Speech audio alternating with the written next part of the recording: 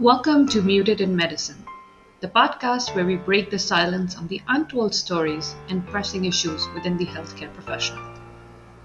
Join us as we dive deep into topics that often linger in the shadows of medical corridors and are not discussed in conferences, meetings, social gatherings, and in the hallways.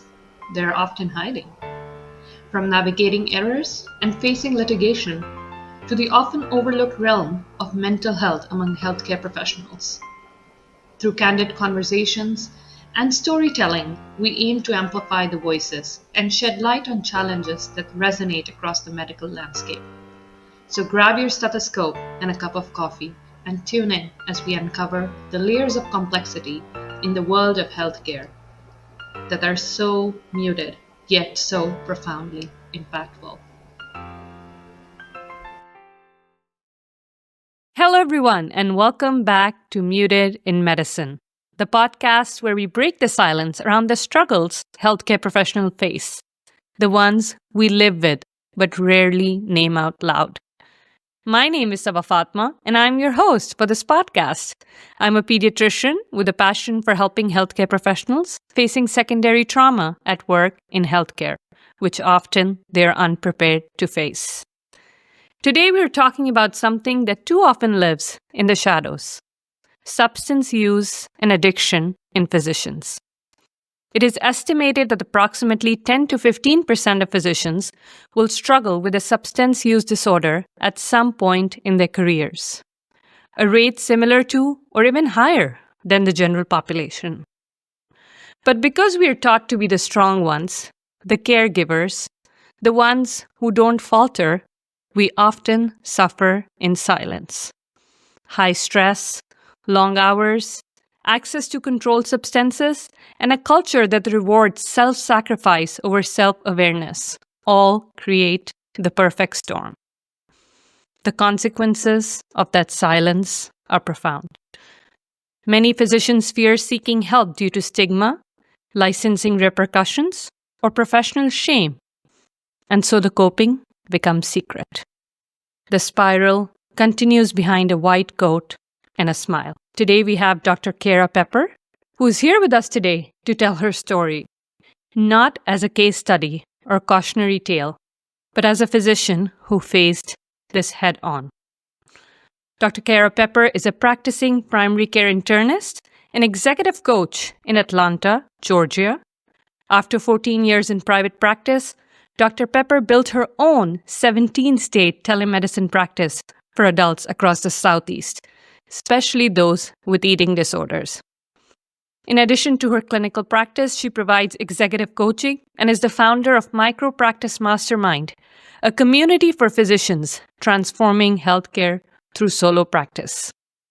Dr. Pepper is the podcast host of It's Not Just You, Stories of Survival, Humanism, and Career Sustainability. Dr. Pepper, welcome to the show. Thanks so much for having me. We ask everybody when we start, what is bringing you joy in medicine today? I started my own solo practice 3 years ago, and I love showing up at work. I think it's fun. Dare I say it's easy, and that's like in heavy use of air quotes. The medicine is super interesting. I'm learning a lot. I feel deeply connected with lots of clinicians in town and the patients I take care of. And I really feel like I'm practicing the best medicine of my career, and took a lot of struggles to get here, but I'm really, really grateful because it feels great.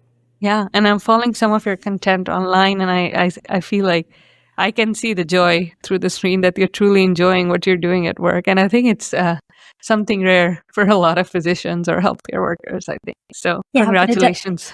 Thanks. But I would argue it doesn't have to be rare. Yeah. So that's the goal. Yeah. I agree. And that's why we're doing this here to talk about the hard stuff, I think. Can you share a little bit about your background? What's your story? What drew you to the focus on physician wellness? And I've also heard some story, part of your story regarding substance abuse that you've talked about, whatever you're comfortable sharing with us today. Yeah, of course. I have no secrets. Shame and secrecy really keeps these things hidden and makes them so much harder to deal with. So I am happy to answer any questions you or your listeners have. So I'm, like you mentioned, I'm a primary care internist. I was a ballet dancer before I became a physician, and doctors and dancers are the same people. Lots of perfectionism, show up at work every day trying to get a little better at what you do, lots of art outside the technical guidelines of what we do.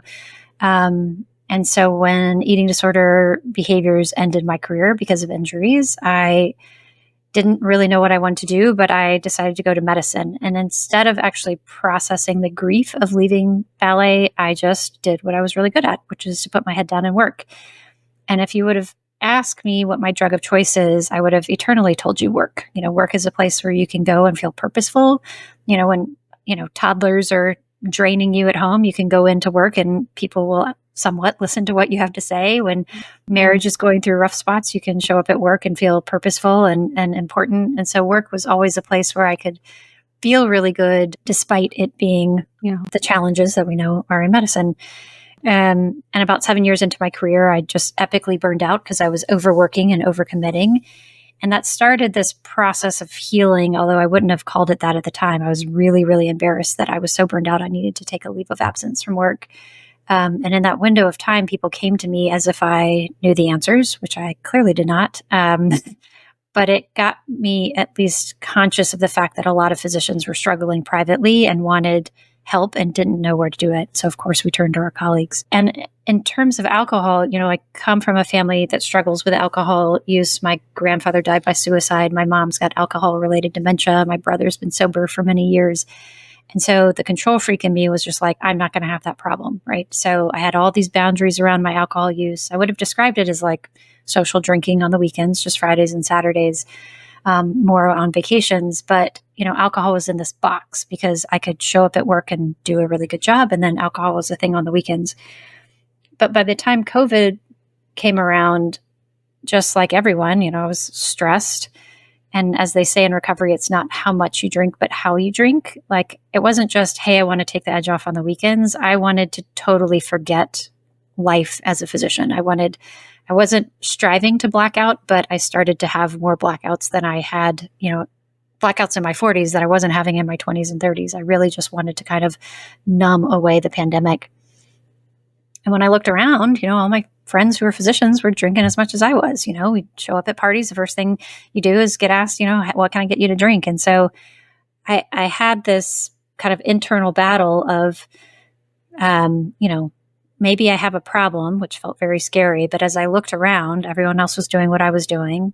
There was nothing that I could point to in terms of behaviors. Like, I didn't have a DUI. Wasn't showing up at work impaired. I wasn't, to my knowledge, at least, interfering with my functions. But I worried about it. It was taking up a lot of brain space. I didn't have an alcohol problem, but I had a problem with my alcohol. And what I know now, well, actually, as an aside, I would Google things like, alcohol criteria for alcohol use disorder. And I, as a primary care physician who take care of folks like this for a living, like, pro tip, if you're Googling what are the criteria for alcohol use disorder or substance use disorder, you should probably reconsider your relationship with those substances. But in any case, I just kept worrying about it and not wanting to talk about it, because if I said I had a problem, then I was worried about the repercussions. And ultimately, a series of things happened. I knew I needed to change my work life. I wanted to start this solo practice, like I mentioned. And so I quit my job, and in that process was working with a coach and a therapist and trying to define, what do I want to leave behind and what do I want to bring with me? And it was very clear to me that I did not want to keep escaping my life with alcohol on the weekends. And that was information. And around that time, I went to a dinner party with a group of physician women, and the host called me about 2 days later and said, I need to have a hard conversation with you. I can't believe I let you drive home that night. And I was like, Jill, I just had like 2 drinks. It's not that big of a deal. And she was like, actually, you had 5. And what I didn't tell her is that I went to someone else's house, had a whole nother bottle of wine, and then drove myself home, which, yes, clearly I was impaired and I should not have been driving, but that's not the part that bothered me. The part that bothered me was that someone said something. Someone said the thing that I thought I was shoving down and no one had noticed. And so it was a real reckoning for me. And then the third thing was that I went on a vacation finally. It was my first pandemic vacation after the vaccine, and we felt so liberated. And out of those 6 days, I remember about 3 of them, nothing bad happened. I didn't come back with a tattoo or STD. There's no like bad consequences to my decisions, but I just realized I was letting alcohol suck away not just my pain, but my joy as well. And so that trip back from Mexico, that was my last drink in the Cancun airport. That was November 3rd, 2021. So I called my brother when I got home to the States and said, I think I need to quit. I don't want to live like this, feeling like I need to escape my life. And as it turned out, that was his 3-year sobriety date, that exact day. So if I needed like a little wink from the universe, it was there. And so I think the more it's almost now 4 years, and the more sober I get, the more it's helped me really reconcile. Like, did I meet criteria for alcohol use disorder or not? It actually doesn't matter to me. Alcohol use is a spectrum from teetotaling to chemical dependence. And while I didn't have chemical dependence and I didn't have any major consequences, I certainly was high risk for developing those things. And I guess to anyone who's listening, who's like, God, that sounds like me or sounds like someone I know, like, you don't have to wait for a diagnosis in order to quit. I mean, it's the third most addictive chemical in the world, and it causes every disease I spend my career trying to prevent, heart disease and cancers and anxiety and depression, mood disorders. It creates so many problems, and yet we just normalize it. So it's a long way of answering your question to say, I just wanted a life on my own terms where I could be free and not feel like I needed to escape. And quitting my job and quitting alcohol within 6 months of each other definitely helped me understand what was driving a lot of my behaviors. And I have zero regrets about making those changes. It's been profoundly liberating to live a life that's real. It's just a different version of real than what I thought I was doing before. Yeah. Thank you for sharing. I think you said some hard things, and it's probably, I don't know if it's hard for you to share anymore, but thank you for your honesty, because I feel like a lot of people who are listening, it will help them. And I just wonder, so when you kind of realize there may have been a problem, just being a physician, there's probably was there shame involved? And what barrier do you feel internally or externally to ask for help?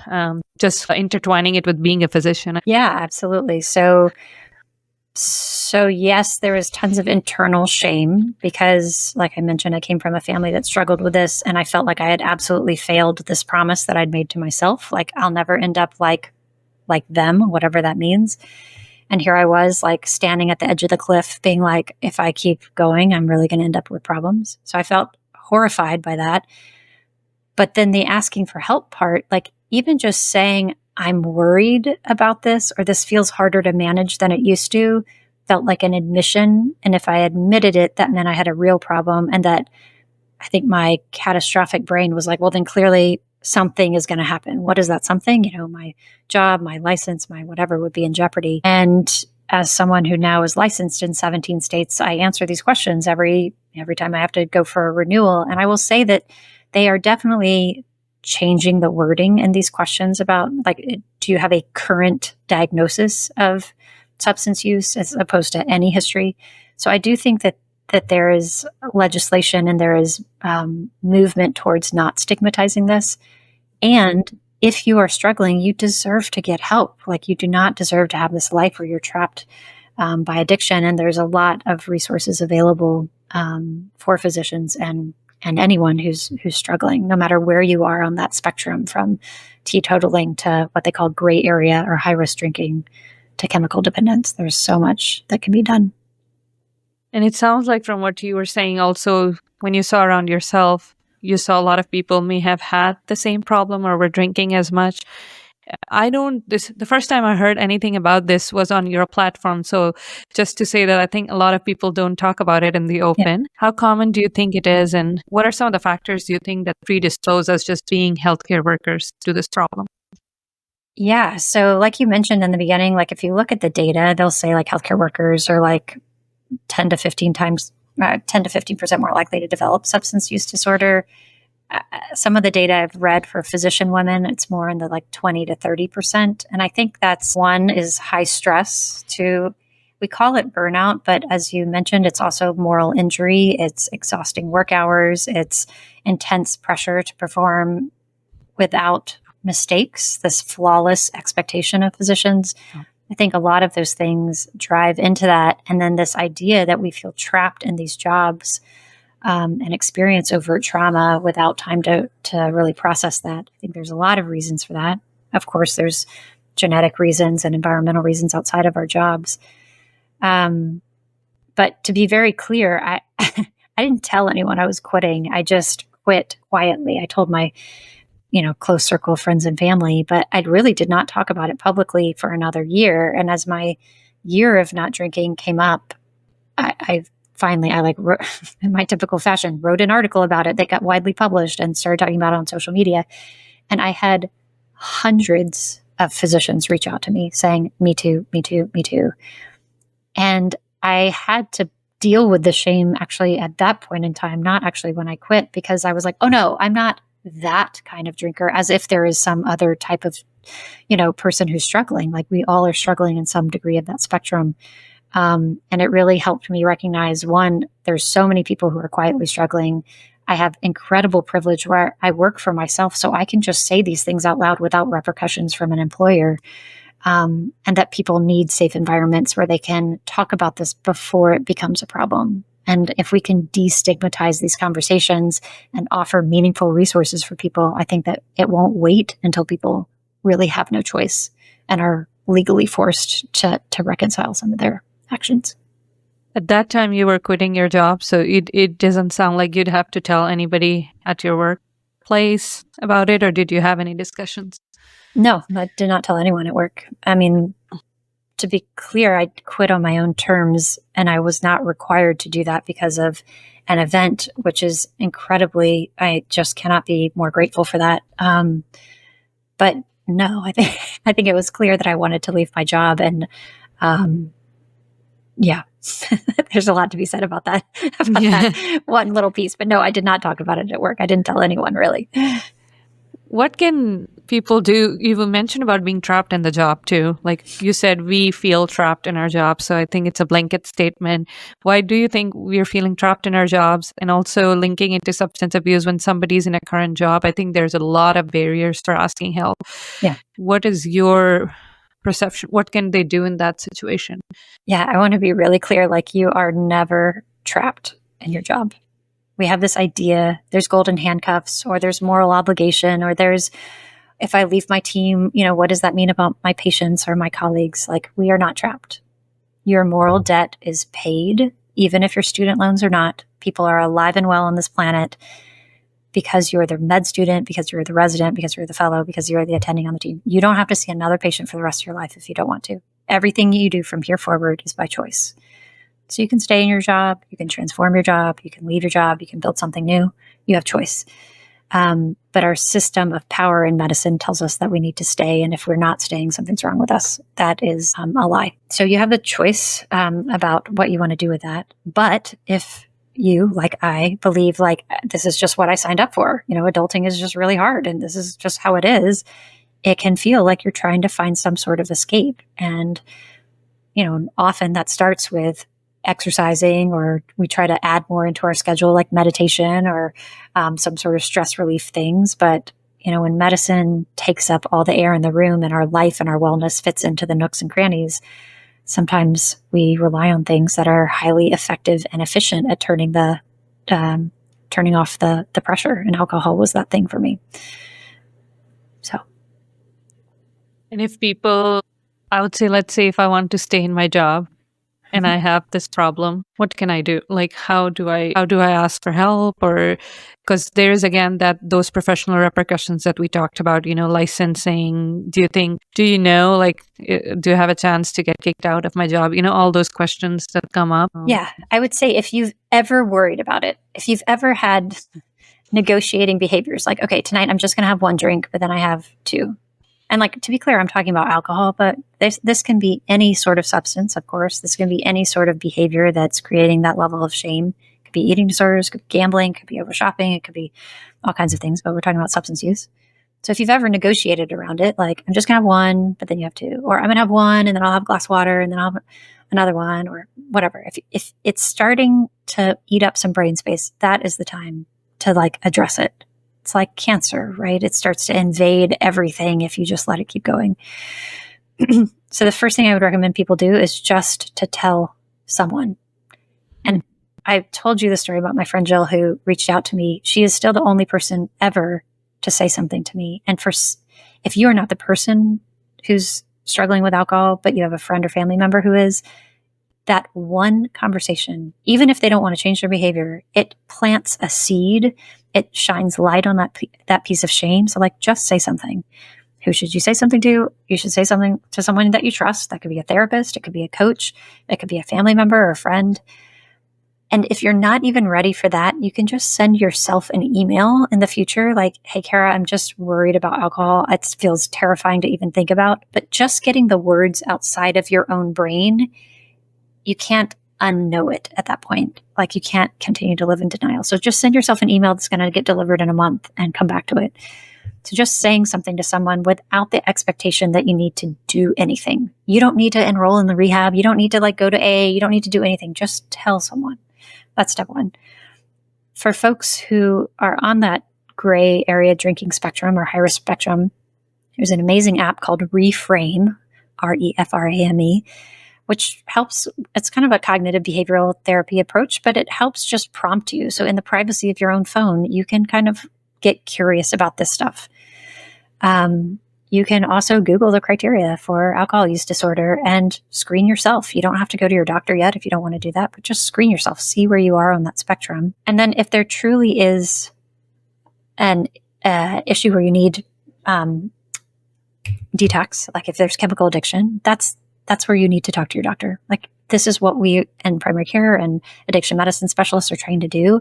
Like, let us help you. Like we will get you to places where you can safely and privately get the care that you deserve. You do not deserve to be in this trap. Life is so much bigger than that. Okay. That was really helpful. And I'm just going to ask it like blank, like at that point, do you need to quit your job then? Like, do you need to step away from work, you think? Like, if you notice some early signs, and you talked about it a little bit, I don't know if there are any more signs that you should be looking out for in yourself, but you're negotiating about drinks. So I thought those were some of the early signs. What do you do about work? I think it depends. If you truly need to work on chemical addiction, if you need medical support in order to stop, yes, that is a medical reason. Just like if you had cancer, just like you had a pneumonia, you would take time away from work and tend to your medical needs, of course. Short of chemical dependence, if it requires a reboot, like if you're trying to quit and you cannot quit, if you're having consequences to your actions, if it's interfering with relationships, if, we're trying to look at the typical questions like eye openers, but if you feel like you cannot stop, then that would be an indication to say, hey, maybe I need some time away to work and I need to go to a place that can help me quit. And that is okay. That is what medical benefits are for. That's what FMLA is for.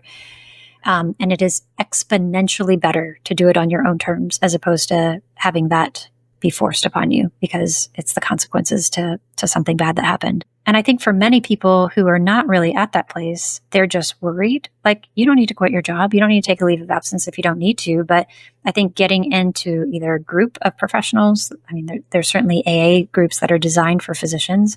But even talking to your therapist or a coach and having some sort of accountability, just try to quit for a month, see what happens.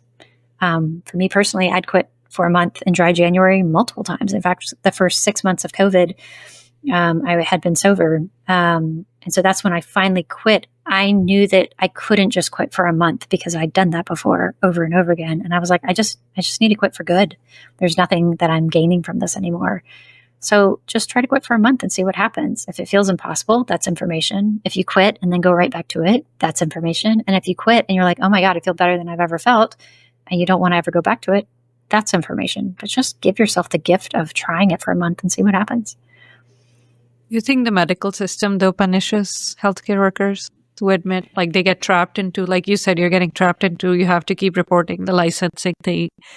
And I know some people do get trapped into it. Do you know of any such experiences or no? Yeah, many. And I've seen it across the board. Some people will say it was the best thing that ever happened to me. It held me accountable in a way that I couldn't hold myself accountable. And it meant so much to me to be able to practice medicine. I was willing to do it and comply. I definitely know of people who've had really rotten experiences through state mandated programs. And so that is why I tell people, do not wait until you're in that situation. Like, if you are worried at all, if there's a piece of you that's like worried about someone that you know, like, now is the time to do it, because waiting until it's forced upon you it's just a lot more complicated. Yeah. And the friend who talked to you, was she in medicine? How do you feel? How should you approach someone if you think in medicine, if you think your peer has a problem? I would, the same way that we are trained to deliver bad news to patients, I would do the same thing with your friend. Hey, I need to have a hard conversation with you. Just like my friend said, I need to have a hard conversation with you. I'm worried about you. I've seen X, Y, and Z, and I'm worried about what that means for you. Yeah. Like, it doesn't have to be super emotional. It can just be, hey, I am worried. That's it.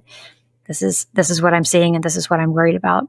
And their reaction is not your responsibility. They can deny, they can, pivot, they can avoid, they can continue to drink, but you have like planted a little seed for them. How did that feel at that time when she told you? Did you I was feel a lot of mortified? Absolutely. Excuse my language. Absolutely effing mortified. I mean, because I have this very clear memory. I was standing at my touchdown down at work. She called me at like lunchtime. And my response was like, oh, no, it's no big deal. I've got it. Everything's great. But the shame spiral of like, oh my God, this thing that I've been privately trying to manage was like having a spotlight shine on it. And I couldn't unknow that other people knew, it was awful. Yeah. And she and I have had a conversation about that since then. I'm like, you remember that? And she's like, oh yeah, you just seem so cool. And I was like, oh no, I was totally So yeah, no, I was mortified. Oh God. What do you think institutions can do to be more compassionate, to create safer pathways for healthcare workers to seek help without fear of professional ruin? Because I hear you saying all these things, I still feel like it is so scary to be in that place. Oh, it's totally scary. It's terrifying. Yeah. I think de-linking, licensure to reporting mental health and substance use issues is critical. I think this is a lot like asking, like, how do we prevent diabetes? It's like, yeah, you got to look at the ACE score, like it starts in the very beginning. The whole culture around medicine with this absolute expectation for excellence and the pressure cooker that medicine has become is really challenging. So how do we unwind some of that? How do we create true wellness? I mean, it requires culture change. It requires organizational change. It requires reimbursement change. It requires tort reform. I mean, these are not really simple things. And so, as I often say to my coaching clients, like, no one's coming to save you. Like, you get to save you. And so at the end of your life, if you're looking back on this window and you would regret what you're doing or what you're not doing, like, that is all the information that you need, and you get to go create a life that you can heal from. And so from an institutional standpoint, I think having programs that are anonymous and outside of our licensure and our employment is critical, but we've got a long way to go before that. Yeah. And you said that you quit, but how was recovery like for like that process? Like, what did you need during that process? Because it couldn't have been that easy. Oh, no. Like, if you want to know what's driving your behavior, you should just quit those behaviors, and then you'll learn a whole lot about yourself. So I quit my job and quit drinking. And guess what? I was super anxious. Yeah. Really significant anxiety, which was a surprise to no one besides me. Yeah. So that first month was hard. I felt very, very anxious. But I also, like I mentioned, was kind of like mortified. Like, I didn't want people to think I had a problem. So I didn't tell anyone except for very specific people. But this is not something I think people can do alone. Healing happens in community. So for me, like, I was seeing a coach and a therapist every week, like I've mentioned, as I was going through this life transition with my work. And so to have a place where I could just say the really hard things was really helpful. To have the support from a family member, specifically my husband and my close circle of girlfriends, was great. I told my kids. And, I'm not going to back down on a promise to my children, right? So that definitely held me accountable. But after the first month, honestly, I just felt so much better.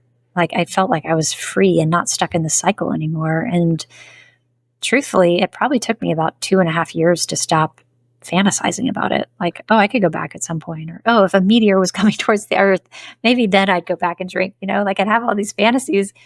But now I'm like, why would I waste my time? If a meteor is coming for the earth and I've got like a week to live, like, I don't want to waste a day of it not remembering it. Like, I want to be with my family. So it gets easier with time. But also because I talk so candidly about it, I have a large circle of patients that I care for and colleagues that I'm connected with who have equally struggled or have had more significant consequences. And to be able to say the really hard things to them without fear of repercussion has been huge.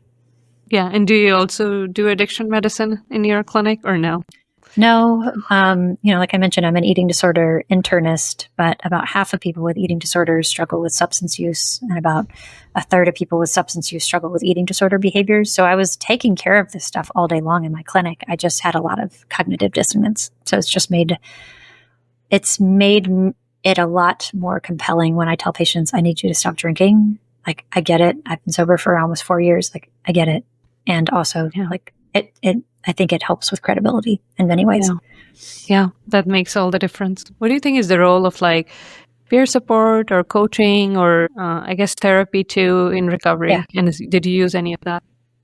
All of it. Like I mentioned, I think that's why people who love AA, because you're there normalizing it with people with all walks of life.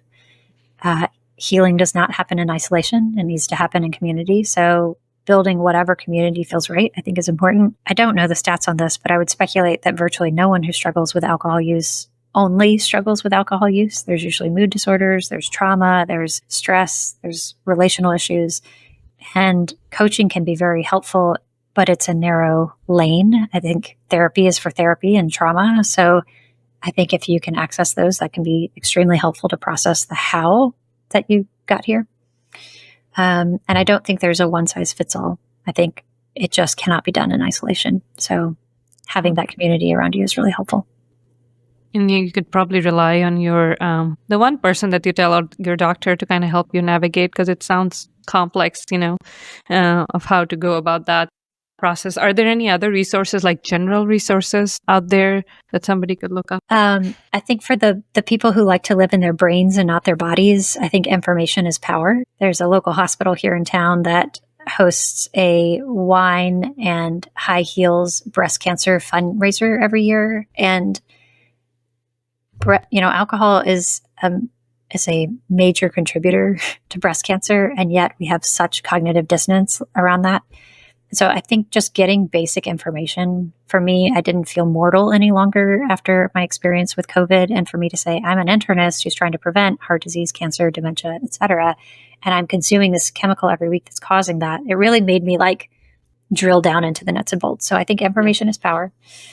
I also think getting out of the trap that you just feel like you have to do the same thing every day, that you're stuck and this is how life is, allowing yourself to dream and have possibility and imagine that your life could actually be better, and that you don't always have to escape from it, can be really helpful. AA for physicians. I know people who continue to go to meetings all the time. They will attribute their sobriety to that. And there's all kinds of communities outside of healthcare for women, for folks who identify with certain demographics. There's all kinds of communities. So finding your people is going to be important. And there is an AA for physicians specifically? Oh, yeah. Mm-hmm. Is it just one, or like it's a nationwide one, but they have meetings both virtually and in person all over the country. All over the country. Do you feel socially isolated not having alcohol in your life? No. No. That is a big concern that a lot of people say, like, what's going to happen with my social relationships? Yes. And part of how I knew I needed to quit, like, I was in the circle of people who are drinking a lot, and I would say, like, let's go for a hike. Let's walk on the Beltline, which is this, big sidewalk thing in Atlanta, or let's go, do something. And it was always just like, no, let's just get together. Let's go to the pool and everyone's going to be drinking. And it was clear to me that I fit in, but I did not belong in some ways. And I wanted to be able to step away, and that felt scary. So my relationships are so much deeper, so much more connected, so much more real. I'm not just like numbing out with a group of people who are all drinking.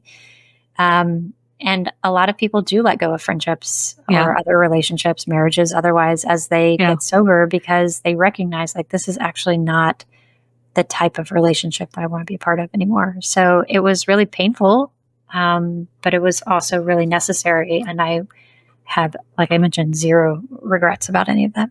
Yeah. And you've talked about your kids earlier. Are they older? How was it telling them? Was that tough too? Just admitting that to them? They are now teenagers, so they were not quite teenagers when I quit.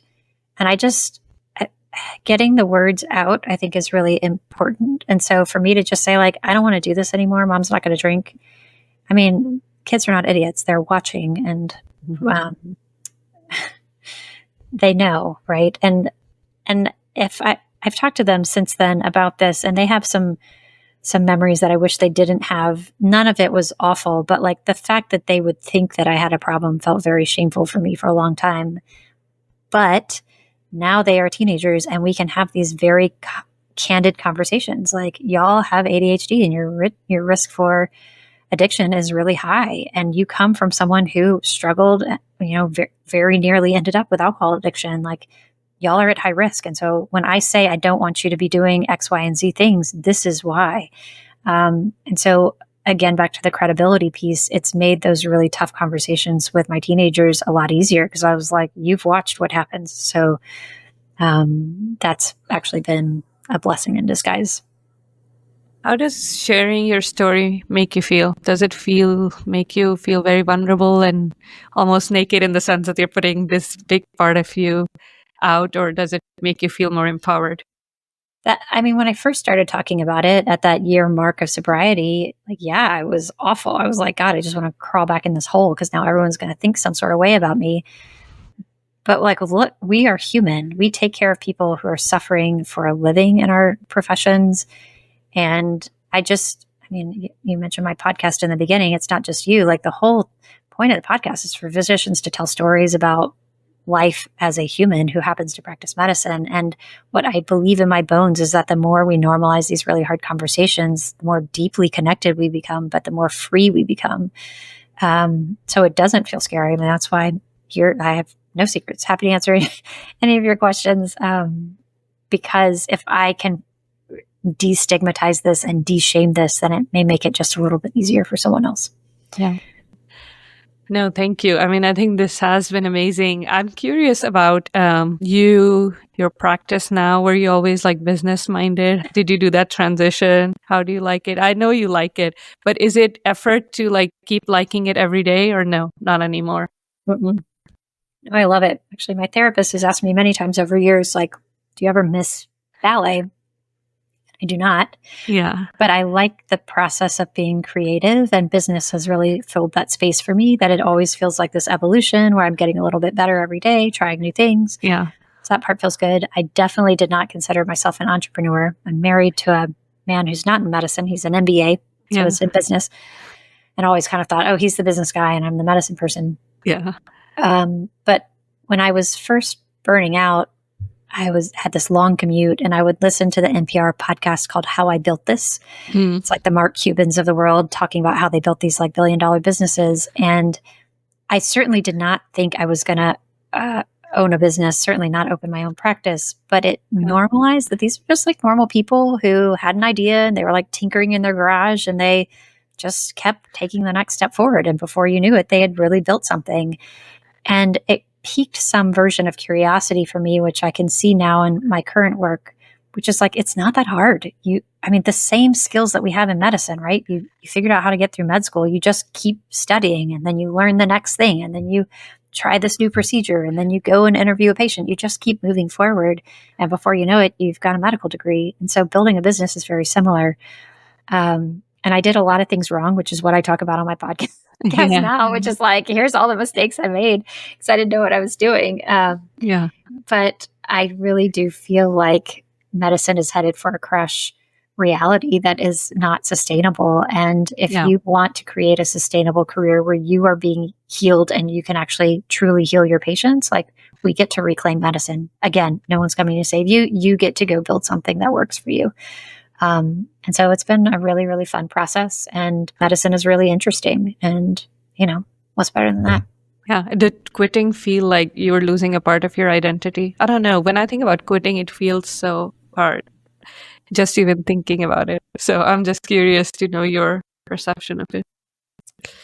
I didn't quit medicine. I've thought about that. My husband said, like, how much longer do I think I'm going to practice? honestly, I could practice for a really long time. I really love the work I'm doing. I think if I couldn't practice medicine, I'm the type of person that would find some sort of purpose and structure and drive. I kind of like, I just like to tinker and like to build and all that. But I do really love taking care of humans. So that part feels, I would miss that if I really stopped.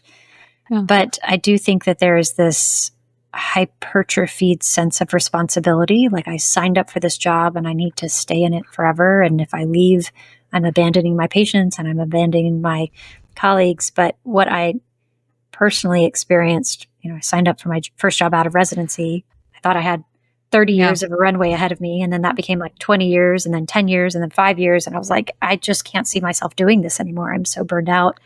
So I knew I could keep grinding and then never see another patient, or I could build something new and practice indefinitely. And the latter was a much more appealing option. Yeah.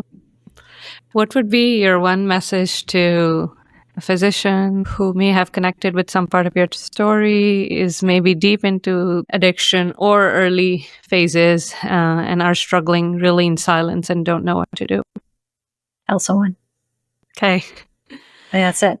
Because you don't have to do anything. You don't have to quit your job. You don't have to go to rehab. You don't have to do anything. Just tell someone. Get the idea out of your own head. It totally deflates the shame and stigma. Tell someone that you trust. If there's no one that you trust with this information, you can go find a therapist.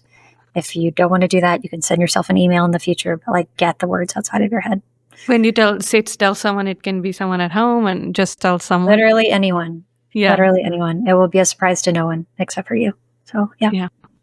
And how do you think we can be just better allies to our colleagues, or just about this issue in general for substance use, for those of us working in healthcare? I think the burnout model is helpful, right? Like when I think we've sadly maybe normalized burnout in a way to be like, yeah, like lots of people get burned out. Yeah, medicine's really hard. Yeah, of course you're overworking because you're doing that because you think it's the right thing to do. Yeah, of course. Yeah. We've been culturally taught that, a good doctor stays until every detail is taken care of. So like burnout is almost expected in a way. I wish it weren't, but it's so common that we just are like, yeah, we can relate to that. And humans are designed to try to feel better, right? We're either doing things that make us feel good or doing things to avoid feeling bad. And so it should not come as a surprise if we are so stressed that people might find ways to try to feel better. And I think part of that could be like, yeah, it's actually one of the questions I ask my coaching clients and my patients, like, you're telling me you feel bad. How do you feel better? What do you do to try to feel better? And I think if we just normalize that this may be one of those possibilities and say, yeah, that makes total sense. Of course, alcohol is an efficient, effective way to turn your brain off at the end of the week. Do you ever worry about that? That is the question that I ask my patients. Do you ever worry about it? Do you have any concerns about it? And they may not, but it opens the door to just say, like, I'm here if you ever want to talk about it. You think this is a problem? I was just thinking as you were talking, it's a problem that so many events and they're associated with alcohol, just part of the American culture growing up, or do you think that's a problem, or humans are the problem? I mean, it is really weird, right? We don't offer people cigarettes. We don't offer people meth. We don't offer people like cocaine, but like, yeah, we're going to offer people the third most addictive chemical in the world. It is weird, but it's socially normalized. Yeah. Yeah. And like no one ever is like, if you're like, oh no, I don't drink coffee, people are like, oh, did you have a coffee problem? Or like, no, I'm not a smoker. Like, oh, did you have a smoking problem? But like I tell someone I'm not drinking, they're like, oh, really? Why is that? So like we can just accept that some people don't want to live like that, and that's okay. Yeah. Well, thank you so much. I think it was really amazing just to listen to your story firsthand from you. And I really appreciate all the work that you're doing. I really enjoy it. I don't know how you find time for all of it, but that's some great work that you're doing. Do you have, and I know you said tell someone, any last message or anything that you haven't said for our listeners before we conclude today's episode? No, I'm always happy to have these conversations. If you feel like you're struggling, you can always send me an email. You can find me on social media. I'm very easy to find. Kara Pepper MD is my handle everywhere. Or if you want to send me an email, it's hello@karapeppermd.com. Like you can tell me, happy to point you in the right direction and at least just listen. So yeah, and you're coaching as well currently. You are. Yeah, I coach individuals who are going through career change. That's like the overlapping Venn diagram of my clinical practice and my coaching practice is helping people recognize their own suffering, recognize they have autonomy, find their voice, and create change, which is how people effectively get through the medical part of eating disorders and also through career stuff. Anyway, so I coach one-on-one folks, but then I have Micropractice Mastermind, which is for physicians who are starting their solo practices and want to be in a group and need instructions on how to do that. It's so fun. It's really great. Awesome. We have a tradition on this podcast. We usually end it with a poem. There's a poem by Mary Oliver. She speaks to those of us who've ever had to make a difficult choice, not for applause, not for anyone else, but simply to save ourselves, whether it's walking away from alcohol, from burnout, or from stories that kept us stuck. I think sometimes the bravest thing to do is to listen to the voice within you, the one you've quieted for too long. So if you're on that kind of journey right now, I hope this episode reminds you that you're not walking alone. And the poem is called Journey by Mary Oliver. One day you finally knew what you had to do and began, though the voices around you kept shouting their bad advice, though the whole house began to tremble and you felt the old tug of your ankles. Mend my life, each voice cried, but you didn't stop. You knew what you had to do. Though the wind pried with its stiff fingers at the very foundations, though their melancholy was terrible, it was already late enough, and a wild night, and the road full of fallen branches and stones.